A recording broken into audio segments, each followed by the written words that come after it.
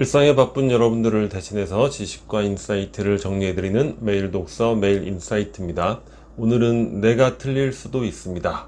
이 책에 대해서 한번 살펴볼 수 있도록 하겠습니다.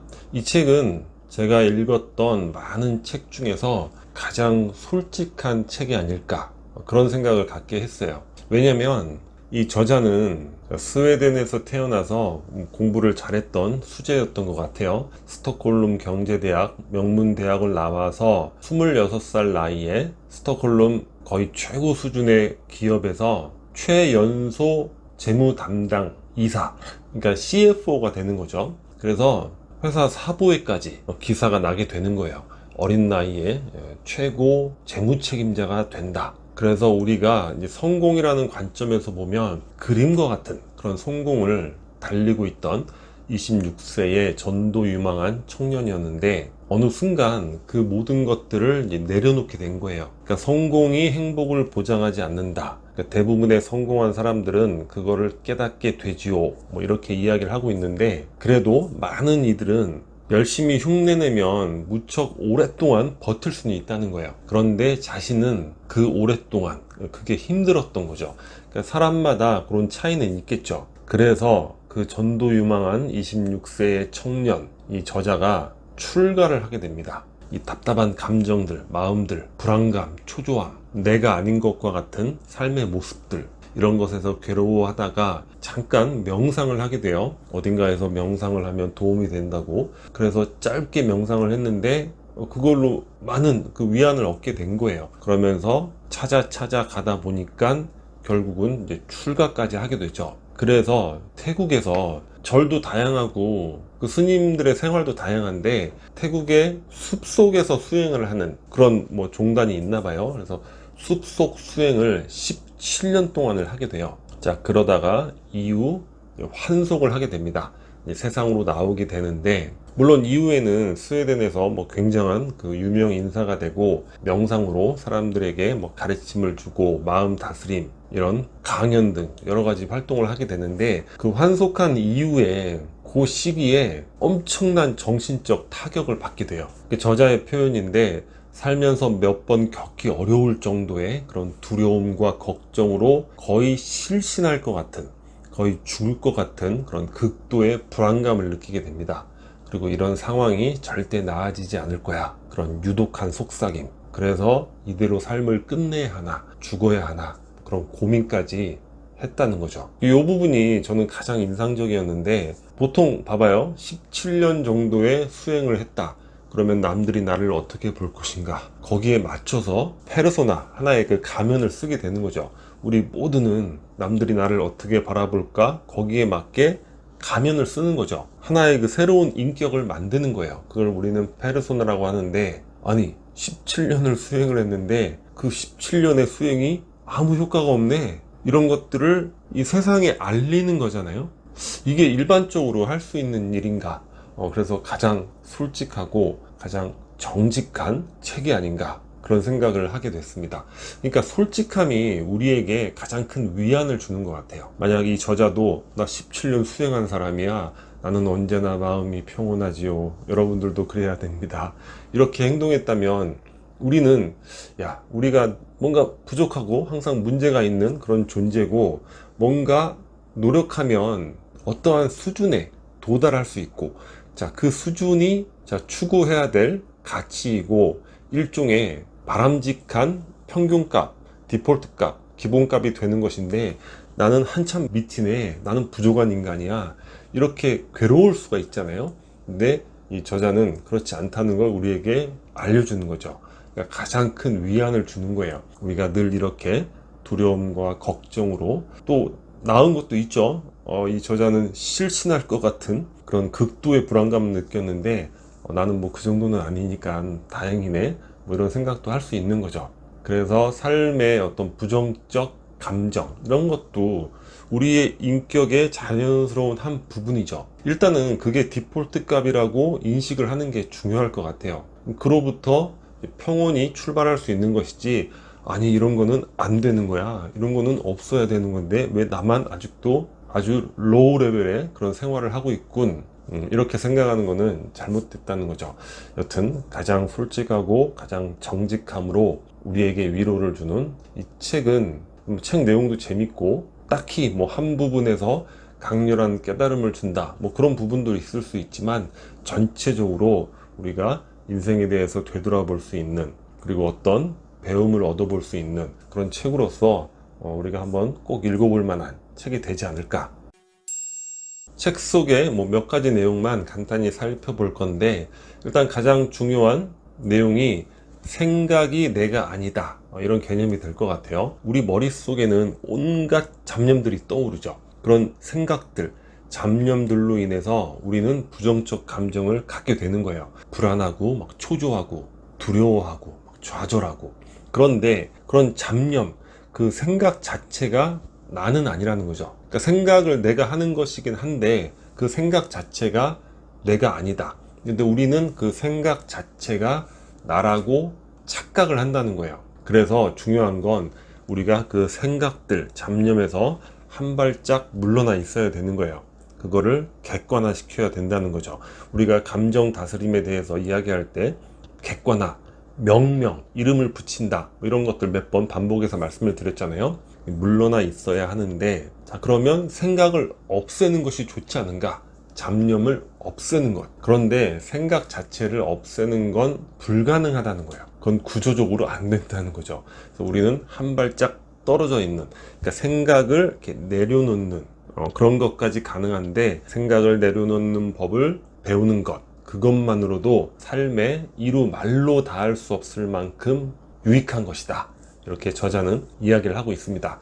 자, 그 방식으로 불교의 승려 생활을 했기 때문에 명상 수행을 하게 되죠. 근데 이 명상이라고 해서 아까 말씀드렸듯이 생각을 없애자, 이건 불가능하다고 했잖아요. 결국에는 자, 생각, 잡념에서 우리가 한 발짝 떨어지는 방법은 몰두가 될 것 같아요. 몰입, 몰두 이런 게 될 것 같은데 자, 명상도 뭐죠? 호흡에 몰입하는 거죠. 들어오고 나가고 이거에 집중하면서 현재를 느끼는 것, 내가 지금 살아있는 것을 느끼고 이런 것인데 이 몰두, 몰입은 명상, 그러니까 호흡에 집중하는 것 이외에도 여러 가지 다양한 노력을 해볼 수 있다는 거예요. 자, 우리 겨울에 난방을 위해서 뽁뽁이 구입을 하잖아요. 정말 괴로울 때 그런 것에 몰두해 보는 것도 도움이 된다고 합니다. 이 책에 나온 얘기가 아니라 다른 데서 들은 얘기예요. 뽁뽁이에 이렇게 몰두를 해보는 법, 또는 뭐 뜨개질을 한다는 것, 이거는 뭐 소설이라든가 많이 나오잖아요. 뜨개질에 몰두, 몰입을 하면서 생각을 내려놓게 되는 것, 마음의 평온을 찾게 되는 것. 예전에도 몇 번 말씀을 드렸는데 일본의 어떤 작가가 자살을 하려고 해변가를 갔는데 거기서 옆으로 기어가는 개가 있죠. 개하고 놀다가, 그러니까 개하고의 노는 것에 몰입하다가 내가 개로 와서 죽으러 왔구나, 그걸 잊어버리게 된 거죠. 그러니까 한참 놀다가 내가 왜 여기 있지 하고 돌아갔다는 뭐 그런 이야기. 그리고 카네기 성공론에 나오는 자녀가 사고로 세상을 떠났어요. 그 생각에 빠져서 헤어나오질 못하는 거야. 그 괴로움, 분노 이런 것에. 그런데 조카가 분위기 파악도 못하고, 어린이들 잘 모르잖아요. 모형 배를 조립해 달라고 쪼르는 거예요. 근데 지금 그런 거 조립할 그럴 기분이 아니잖아요. 지금 엄청난 슬픔에 잠겨 있는데 근데 아무것도 모르는 어린이가 부탁을 하니까 이제 도와주게 되는 거죠.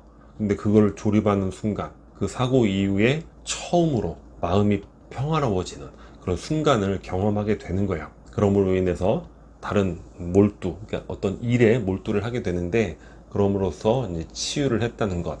물론 명상으로 호흡에 몰두하는 것, 그것도 좋지만 그 이외에 다양한 몰두와 몰입을 통해서 우리의 생각, 잡념, 그것이 내가 아닌 것인데 그것이 나를 다 먹어치우고 있잖아요. 막 괴롭고 맨날 그런 것들을 내려놓는 연습, 이것만으로도 삶의 이루 말로 표현할 수 없을 만큼의 유익함을 얻을 수 있다. 우리가 손쉬운 방법으로 충분히.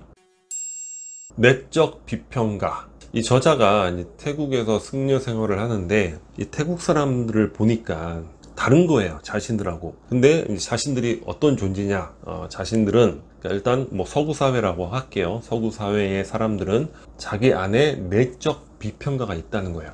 자기는 어릴 적부터 그걸 느껴왔다는 거죠. 뭐냐? 항상 자기 자신이 뭔가 부족하다. 그리고 실수를 하거나 멍청한 짓을 하면 이 내적인 비평가가 나를 비난하는 거예요. 바보 같은 놈, 뭐 이런 식으로. 그리고 성공을 하게 되면 그때는 내적인 비평가가 그냥 잠잠해지는 거죠. 그래서 서구인들은 이 가혹한 내적인 비평가에 끊임없는 불평에 시달리고, 그리고 이제 사람들이 자신에게 뭔가 부족하다, 기대에 미치지 못한다, 그리고 그 부족함을 남들에게 들키는 것, 이런 것들에 대해서 항상 두려움을 품고 이제 살아가게 된다는 거죠. 그래서 자신의 본 모습을 남들에게 들키지 않으려고 가진 요령을 부리는 삶, 그런 삶을 살아간다는 거예요. 정리하면, 자, 내적인 비평가가 너는 이 세상에서 항상 부족해, 부족한 인간이고 부족한 거를 남들에게 들키면 안 돼, 들키면 너는 경멸당할 거야. 그러니까 항상 어떻습니까? 두렵고 불안한 거죠. 그런데 저자가 태국 사람들을 쭉 보니까 그렇지가 않은 거예요. 어떤 느낌이냐면, 태국 사람들은 이 세상이 자기 자신을 있는 그대로 좋아한다고 여기는 거예요. 그리고 남들도 자신을 환영한다고 그렇게 느낀다는 거죠. 이게 어떤 문화의 차이라고 할 수 있을까? 그건 아닌 것 같아요. 우리 예전에 소득 수준에 따라서 삶의 모습이 달라진다, 뭐 그런 이야기 나눴는데, 이거는 뭔가 자본주의의 문제가 아닐까. 그러니까 자본주의가 고도화된 나라들, 그 소득 수준이 높아가잖아요. 그러니까 무언가 더 성취를 해야 된다는 그런 욕구들이 내면에 많이 쌓이겠죠. 그러면서 타인의 시선도 불안과 두려움을 갖고 대하게 되는 거죠. 물론 자본주의가 장점도 많고, 물질적 차원에서는, 그리고 그 자체를 없앤다, 이런 거는 불가능하겠지만, 자, 우리가 그로 인해서 자본주의라는 이런 체제 속에서 살아가면서 이러한 내적 비평가를 가슴 속에서 부정적 방향으로 키우고 있지 않은가. 그러니까 이것도 우리가 좀 살짝 한 걸음 떨어져서 객관적인 관점에서 바라보고 분석해 볼 필요가 있죠. 그러니까 이성적으로 생각해 볼 필요가 있는 거예요. 자, 우리가 어떠한 체제에서 어떠한 내적 비평가를 갖고 있고, 그것이 우리 삶을 얼마나 괴롭게 하고 있는가, 그런 것들을 한번 차분히 생각해 보면 좋지 않을까. 마지막으로, 기적이 일어날 여지를 꼭 남겨두세요, 이런 개념이 되는데, 어떤 얘기냐면, 자, 이 저자가 이제 수행을 하면서 지위도 올라가잖아요. 일정 수준이 되니까 가르치는 일을 맡게 된 거예요. 근데 저자 입장에서는 너무 부담되는 거죠. 아니, 내가 가르친다고 이걸 과연 내가 잘할 수 있을까? 여튼 뭐 열심히 또 노력을 해서 그럭저럭 잘 해내게 돼요. 그리고 수행하기도 바쁜데 사원의 행정 업무도 또 맡아야 된단 말이에요. 그 일정하게 이제 분배가 되는 거니까, 또 행정 업무가 좀 과도하게 자신에게 돌아오고, 그걸로 또 신경이 날카로워져 있는 거예요. 그런데 그때 자신의 스승이 그 저자의 상황을 파악을 하고 가르침을 주게 됩니다. 저자에게 이렇게 이야기를 하죠. 기적이 일어날 여지를 꼭 남겨두세요.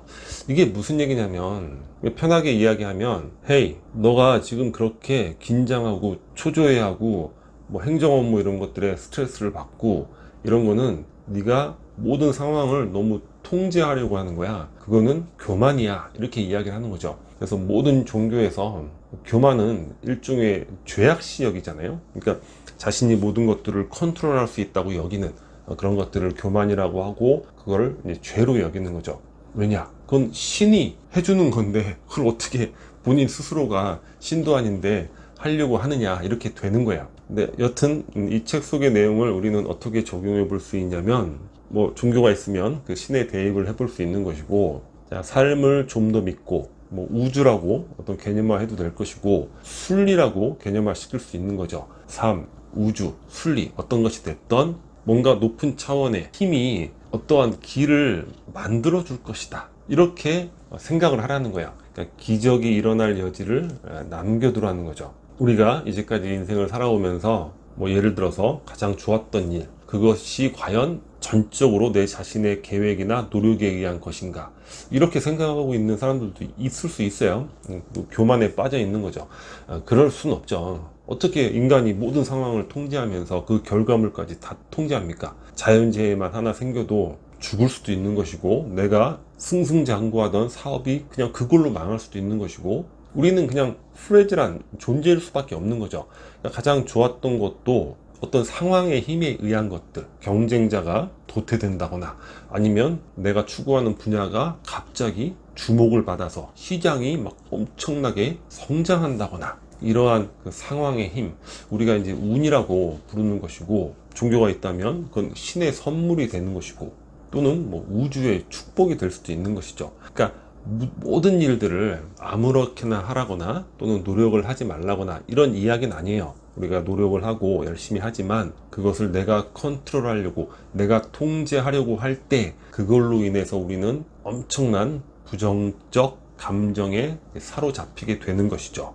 그리고 그건 내 통제에 있는 것도 아닌 거예요. 그걸 좀 깨달으라는 거죠. 그러니까 불교도 그걸 깨달으라고 모든 것들이 시스템화 되어 있는 거예요. 자, 돈 소유를 못 하잖아요. 돈이 없으면 뭘 통제합니까? 아무것도 못 하죠. 그리고 먹을 거, 뭘 먹을지를 선택해요? 그런 거 없어요. 그냥 공양해서 남이 주는 걸 먹는 거예요. 누구랑 살지 그거 다 절에서 정해줍니다. 일종의 뭐 룸메이트도. 그리고 어느 절에서 지낼지 그것도 절에서 정해줘요. 그러니까 너의 통제로 이루어지는 건 없어. 이런 것들을 깨달으라고 모든 것들이 시스템화 돼 있는 거죠. 기독교도 마찬가지로 교만이 아닌 순종을 이야기를 하잖아요. 그러니까 우리가 이런 것들을 깨닫는 게 인생을 살아가는 데 있어서 어찌 보면 가장 중요한 것이 아닐까. 자, 오늘 영상은 여기서 마치도록 하겠습니다. 캐리커처가 구독 버튼이고요. 구독과 좋아요 많이 부탁드리겠습니다. 감사합니다.